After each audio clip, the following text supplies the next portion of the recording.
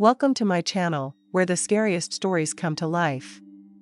Before we dive into today's chilling tale, make sure to hit the subscribe button and turn on notifications, so you never miss a story. Now, let's get into the horror. I'm gonna hear ya. Hey, you've got a chocolate line, so you should let the wedding roll by hitting your phone. I can't wait to get it. Back when I was completing my master's degree, I had to share an apartment with someone to keep the costs down. After putting out an ad on Facebook, I received a message from a guy named James. I was initially worried about finding a roommate, fearing I might end up living with a difficult person, but James turned out to be my longest and closest friend. One of the things we immediately bonded over was our mutual love of long-distance hiking. He first mentioned it on the phone when I asked about his hobbies and interests. After that, we spent about half an hour sharing experiences and talking about our passion for the outdoors.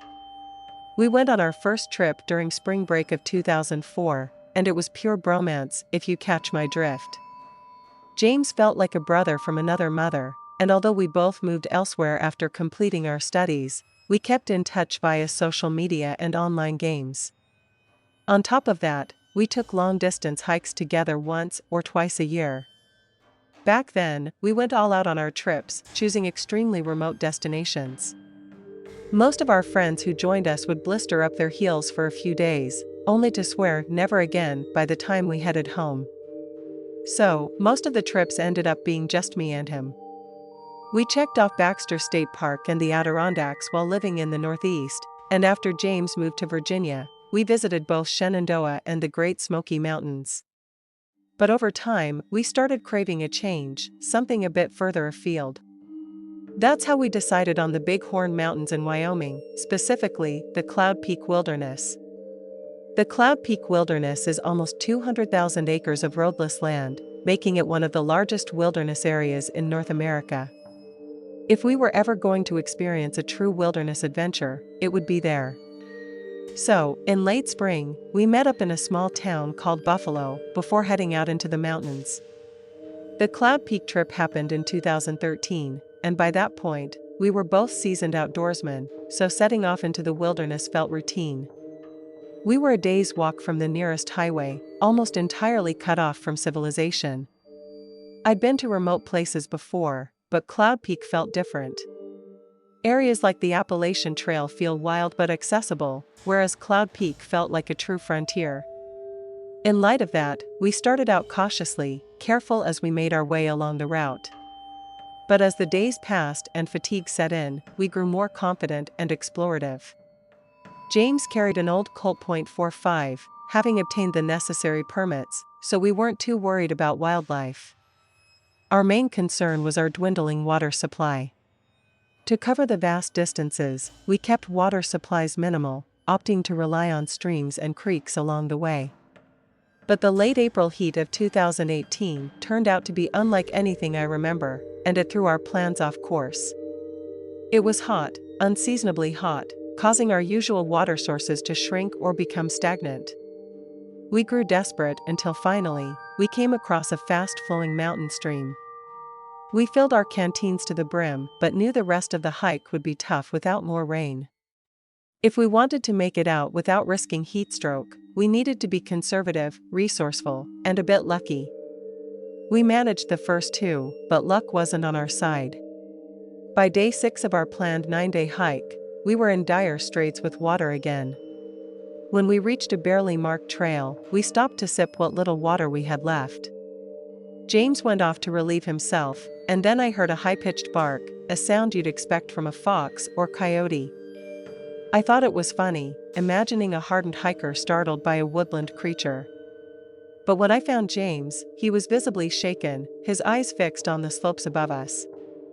He told me it wasn't an animal, it was a boy. A boy who'd then scurried off into the trees, spooking him badly. He began wondering what a kid would be doing out there alone. I reasoned that the boy must have been camping nearby with his family.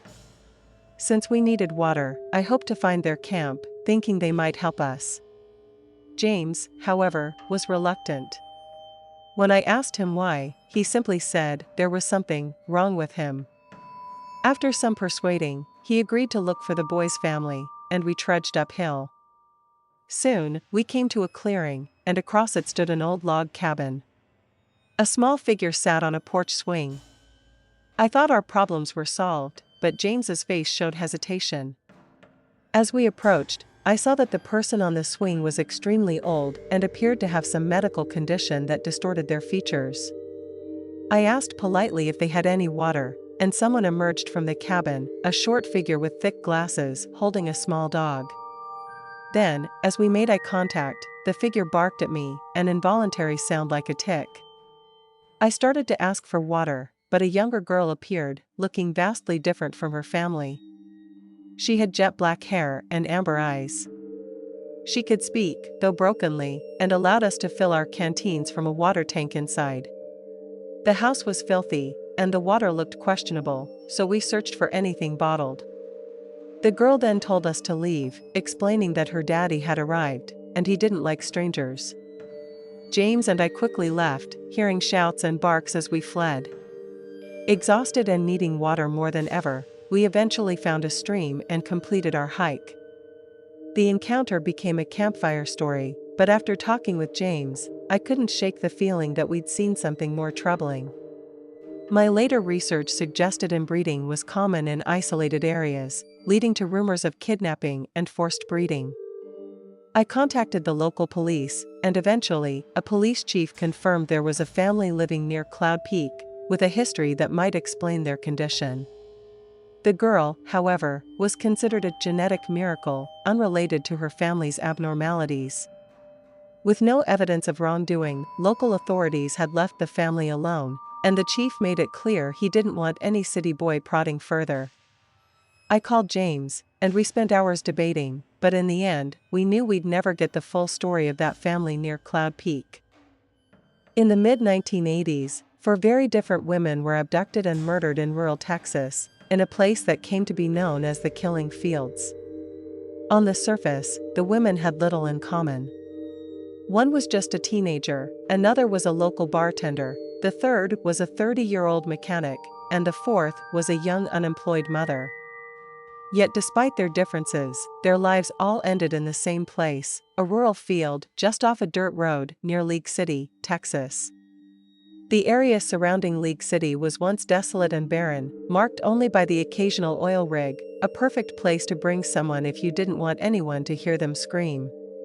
On October 10, 1983, a pretty blonde bartender named Heidi Fye disappeared while walking the short distance home from a convenience store. 6 months later, her lifeless body was found in the Calder oil fields. The medical examiner found contusions around Heidi's wrists and major fractures in her ribs and skull, concluding she had been bound, tortured, and beaten to death with a blunt object. With very little forensic evidence and no witnesses, the investigation into Heidi's murder stalled, eventually going cold. Just over 2 years later, on February 2, 1986, 4 young cyclists were riding through the Calder oil fields when they suddenly detected the scent of death.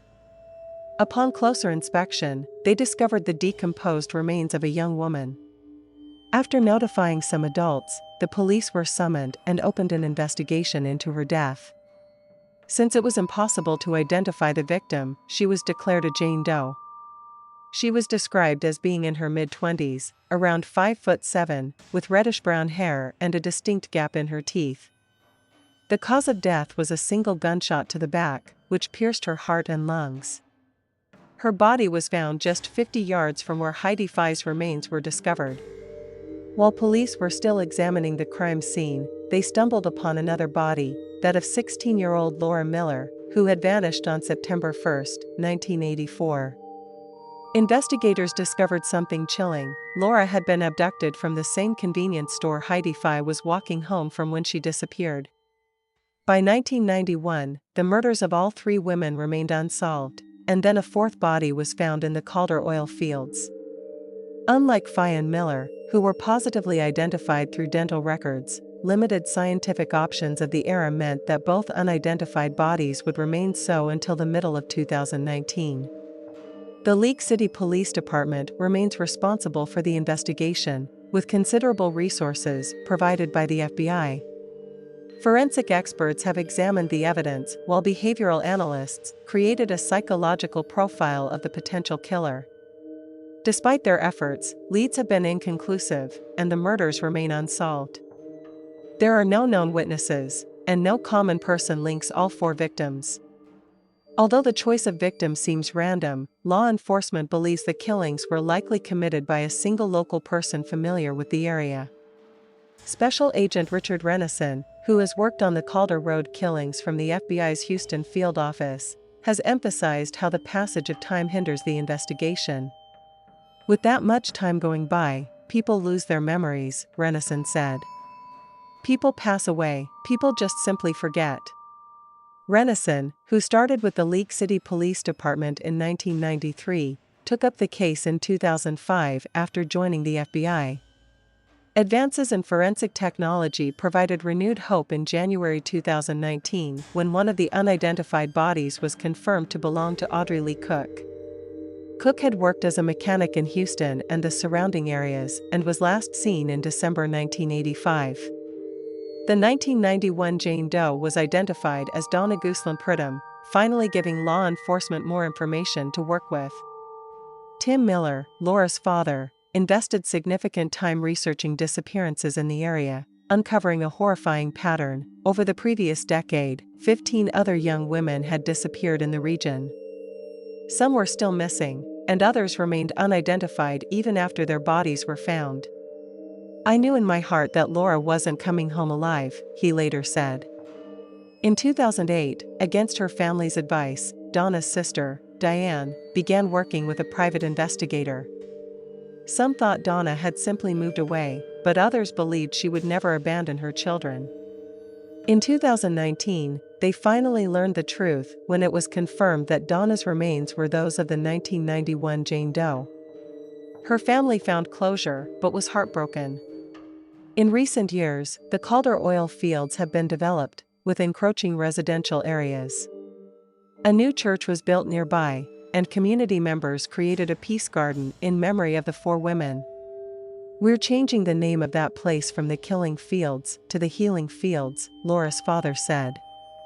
This is the only cold case Agent Renison has worked on that remains unsolved. As he nears retirement, he hopes to close it for the families, the community, and himself. It may be labeled a cold case, but that doesn't mean it's sitting on a shelf, he told one local media source. It's being worked on actively. This isn't over, and we're not giving up. Back in the day, I used to work for the National Trust up in Scotland. It was a really lonely job, with a lot of it spent either driving long distances or walking around the highlands in dire weather conditions. At work, I used to drive around in this big 4x4, but off-duty, I had to use my own car, which was absolutely crap. So this one Saturday, I planned to drive back down to England for my mom's birthday. My boyfriend and I had this whole big thing planned for her. I'd drive down in the morning, help get set up, then go and pick Mom up for the big surprise. I was massively excited about it and massively confident that my mom would be over the moon. What I wasn't confident about was the ability of my poor little Nissan Micra to get me there without giving me trouble. I was driving through the highlands, absolute arse end of nowhere and all, and the engine started making some really unhealthy noises. I couldn't work out what was wrong. I thought I'd be able to get it to a garage and risk being a little bit late, but when I got back in my car and tried starting it up again, nothing. The engine was trying to turn over, just never coming to life, and no matter how hard I tried or what little tricks I pulled, I just couldn't get the car to start. These days, I'd have just pulled up an app and had it looked at for repairs or a tow within an hour or so, but back then, in the age of flip phones and spotty mobile reception, breaking down in the middle of nowhere could be a huge pain. I tried the engine a few more times while mentally preparing myself to actually get out and walk. This was in the middle of November, by the way, so it was absolutely freezing as it was, but then the Highland gales meant the idea of walking anywhere was grim beyond belief. I fought it for as long as I could, but in the end, I fastened up my coat, whacked on my hat and gloves, and got out of my car to face the cold. The plan was to walk to the nearest anything, which hopefully had a phone or someone capable of engine repairs, but then no sooner had I started walking than a car suddenly appeared in the distance. Each side of the road was lined with trees, and the road kind of snaked off in the distance, so the car's appearance took me by surprise at first. I actually said a prayer to myself that whoever it was would pull over for me. When they did, I thought those prayers had been answered. But at the risk of sounding a bit melodramatic, I don't think it was God that answered my prayers that day, rather, his opposite number downstairs. Anyway, the car pulls over, and this quite friendly-looking middle-aged man rolls down the window and asks if I'm alright. I explain the situation, tell him where my car is, and he says that, depending on how bad the damage is, he might be able to get his mate to come and fix it on the cheap. I just about danced a little jig, I was so happy. Then he invites me into his car and gives me a lift back to mine. We made a bit of small talk after I noticed his English accent, and we both swapped stories explaining why we were both up in Scotland. After we pulled up behind my car, he pulled out his mobile and started texting someone, apparently the person who was going to come fix my car. When I asked him, he explained that up in the Highlands, it was much better to send texts with the little signal you could muster. It was a little slower in terms of response time and all, but the message actually went through loud and clear instead of garbled and spotty. He told me not to worry, though, as his mechanic friend worked Saturdays and was probably close to a phone. Those of you in your 20s might not remember the ritual of holding your plastic brick of a phone high above your head to try and force a text message through, but after a minute or so of that, my Highland Samaritan assured me that the text had both been received and read. Everything was looking hunky-dory. All I had to do was to be patient and hope for the best. Within a few minutes, the kind stranger's phone buzzed, and he reported that his mate was on the way, although he wouldn't be arriving for another 20 minutes or so. 20 minutes I could deal with, and if the guy could get me to my mum's surprise party on time, the one I'd spent a month planning, I was willing to give him everything I had in my wallet. But then as I sat waiting with the bloke, still making the same small talk, I noticed that he changed some minor detail in his story. I won't bore you with the ins and outs of it, but he basically told me his business was in one place, and then about 10 to 15 minutes later, he told me it was based somewhere else. I didn't jump on the sudden change of detail or anything. I mean, a business can have more than one branch, can't it? And people misspeak all the time, so I'm not exactly going to act all Sherlock Holmes on a bloke who's supposedly doing me a favor, am I? That was the first red flag, you might say. One I didn't really acknowledge until after the event itself. It was only the second that actually caught my attention. After a brief lull in the conversation, the man asked if anyone was expecting me. He used that exact same phrase, too, expecting you. And I must have given him a funny look or something because he clarified with, you know, have you got any plans later? I started telling him about my mom's party, how I'd been planning it for ages, how my whole family expected me to be there, and instead of showing any interest or enthusiasm whatsoever, he sort of nodded and started staring off into the distance like he was thinking about something. That wasn't what got me, though. It was how he'd phrased the question. Was anyone expecting me? And then, considering he was apparently just bringing his mate to fix my car and I hadn't heard what they'd said to each other, it all added up to a really bad feeling in the pit of my stomach. Call it a woman's intuition, but I knew I had to do something, anything, to try to get ahead of what I feared the most. I asked the guy how long his mechanic friend was going to be, and after his long and contemplative state, he snapped right back into his friendly. He checked his phone and then told me it seems like it's only going to be a few more minutes. So I put my little plan into action. I told the bloke that I had to grab a few things from my car just in case it needed a tow or I had to go anywhere, then slipped out of his car and walked towards my own. Once I was there, I put on a show of looking for things when what I was actually doing was delaying until his mechanic friend arrived. If it was some bloke in overalls driving his work van, then yeah, I probably had nothing to worry about. But anything else? I'd put phase 2 of my plan into action. I kept at it for a few minutes, fishing around for absolutely nothing while keeping my eyes glued to the road behind us. Then lo and behold, a big white van comes from around the bend a few hundred yards behind us and starts pulling in behind the stranger's car. The van was all white, no markings on it at all, and it looked brand new. On top of that, there were two people sitting in the cab, not just one as I'd been expecting.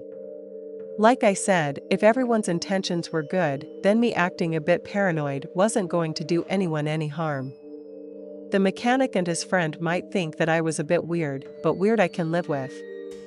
What I couldn't live with was the feeling I was walking into some kind of trap.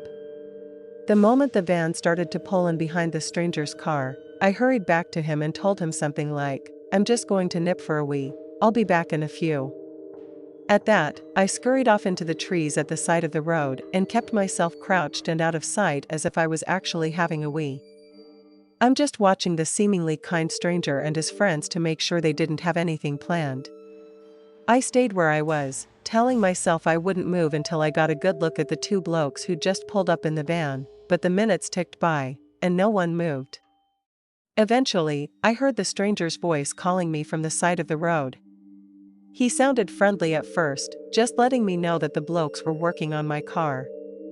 Only thing was, I could see a bit of my car, and there was no one standing near it.